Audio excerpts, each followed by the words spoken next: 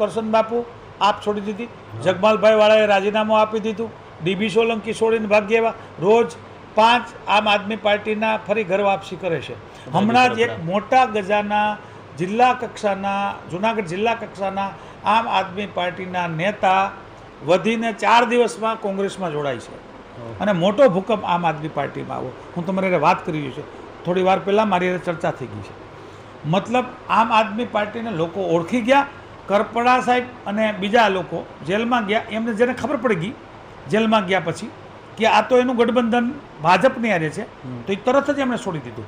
એમાં કરપડા હોય કે ઉમેશ મકવાણા હોય કે બાપુ હોય, આવા 10-15 જણા લોકો, એ બધા જ લોકો આપની જ્યારે ખબર પડી ત્યારે આપ છોડી દીધી. હજી પણ જે લોકો એક્ટિવ છે એમને જ્યારે સાચી ખબર પડશે ત્યારે મને 100% વિશ્વાસ છે કે આમ આદમી પાર્ટી છોડીને પોતે મૂળ પાર્ટીમાં આવશે અને આમ આદમી પાર્ટી માત્ર ને માત્ર કોંગ્રેસના માણસોને ભેળવે, નહીં કે ભાજપના.